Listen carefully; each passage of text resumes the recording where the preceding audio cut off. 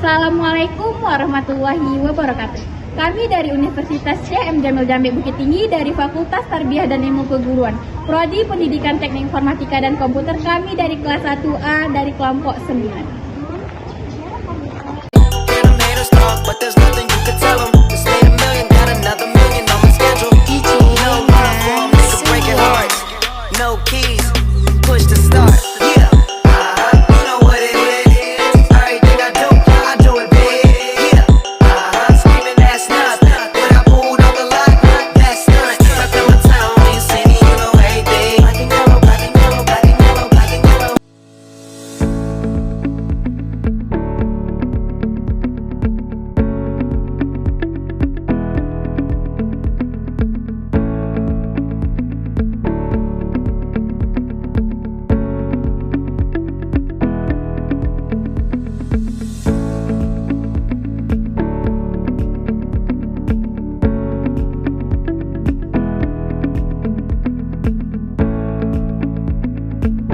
Pancasila merupakan dasar filosofis dan etis bangsa Indonesia yang memiliki peran strategis dalam diplomasi budaya.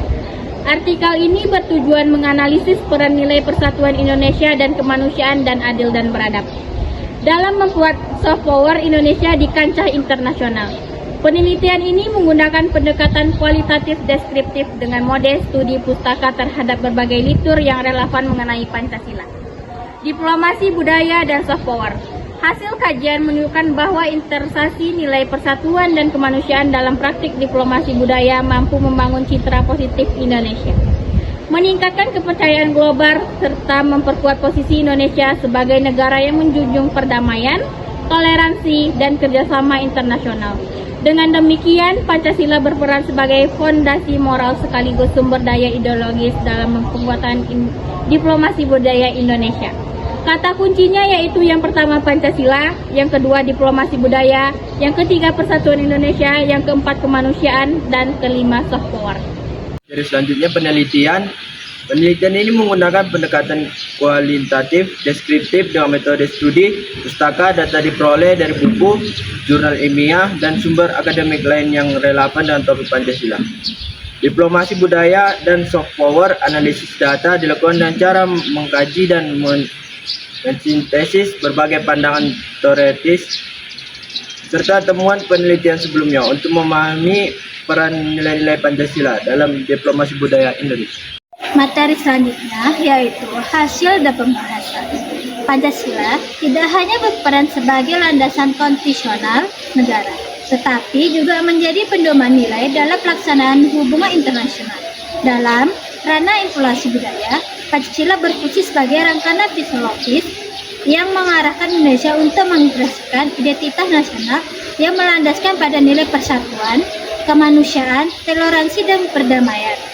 Prinsip persatuan Indonesia memungkinkan beragama budaya, etis, dan agama memahami serta ditampilkan sebagai fondasi dan kekuatan bangsa, bukan sebagai faktor pemecah belah. Kondisi ini menjadi daya tarik tersendiri bagi komunikasi global dalam memandang Indonesia sebagai negara yang inklusif dan pluralistik diisi lain. Nilai kemanusiaan yang adil dan beradab tercermin dalam praktik diplomasi budaya yang menekankan penghormatan terhadap martabat manusia, penguatan dialog lintas budaya, serta kerjasama yang setara. Nilai tersebut sejalan dengan prinsip informasional hal asasi manusia dan turut membuka citra Indonesia sebagai negara yang memiliki komitmen terhadap perdamaian dunia.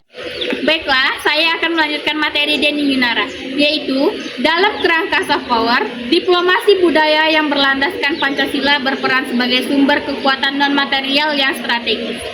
Budaya yang dipromosikan tidak sekedar berfungsi sebagai hiburan, melainkan juga sebagai medium untuk menyampaikan nilai-nilai ideologis bangsa. Apabila nilai persatuan dan kemanusiaan memperoleh respon positif dari masyarakat internasional, maka citra Indonesia sebagai negara yang damai, toleran, dan beradab akan semakin kokoh. Meskipun memiliki potensi yang besar, pelaksanaan diplomasi budaya Indonesia masih dihadapkan pada sejumlah tantangan antara lain pengaruh dominasi budaya global, lemahnya koordinasi antar lembaga, serta rendahnya pemahaman generasi muda mengenai peran Pancasila dalam konteks global. Kondisi tersebut berpotensi menghambat optimalisasi nilai Pancasila dalam diplomasi budaya. Oleh sebab itu, diperlukan upaya penguatan diplomasi budaya yang bersifat strategis dan berkelanjutan. Pemerintah, institusi pendidikan, pelaku budaya, serta generasi muda perlu dilibatkan secara aktif dalam mempromosikan budaya Indonesia yang berlandaskan nilai-nilai Pancasila. Selain itu, pemanfaatan media digital dan berbagai platform global menjadi langkah strategis untuk menjangkau kelayakan internasional yang lebih luas. Baik, saya akan melanjutkan materi dari Denny Yunara. Penerapan persatuan dan kemanusiaan dalam diplomasi budaya Indonesia tercermin melalui berbagai inisiatif, seperti program pertukaran budaya, penyelenggaraan festival seni berskala internasional, kerjasama di bidang pendidikan, serta upaya promosi budaya yang dilakukan oleh perwakilan diplomatik Indonesia di luar negeri. Beragam kegiatan tersebut tidak hanya bertujuan untuk memperkenalkan seni dan tradisi nasional, tetapi juga mengkomunikasikan pesan persatuan dalam keberagaman serta penghargaan terhadap nilai-nilai kemanusiaan. Baiklah, hasil diskusi kesimpulan kami tentang Pancasila Diplomasi Budaya Indonesia yaitu kesimpulannya menggambarkan jawaban dari hipotesis dan atau tujuan penelitian atau temuan ilmiah yang diperoleh. Kesimpulan bukan berisi perulangan dari hasil pembahasan, tetapi lebih kepada ringkasan hasil temuan seperti yang diharapkan ditujuan oleh hipotesis. Bila perlu, di bagian akhir kesimpulan dapat juga dituliskan hal-hal yang akan dilakukan terkait dengan gagasan selanjutnya dari penelitian tersebut. Materi selanjutnya yaitu tentang bibliografi. Semua rujukan-rujukan yang diajukan di dalam tes artikel harus didaftarkan di bagian biografi.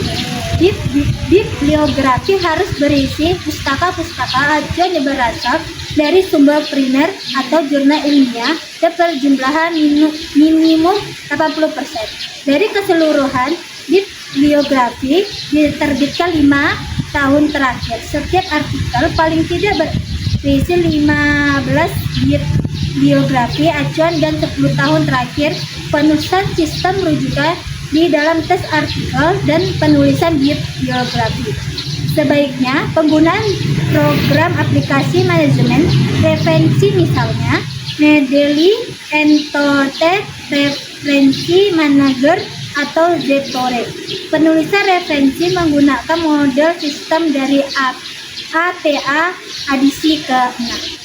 Sekian dari hasil video diskusi kami dari kelompok 9 pamit undur diri. Lebih dan kurangnya kami mohon maaf. Wabillahi taufiq wal hidayah. Assalamualaikum warahmatullahi wabarakatuh.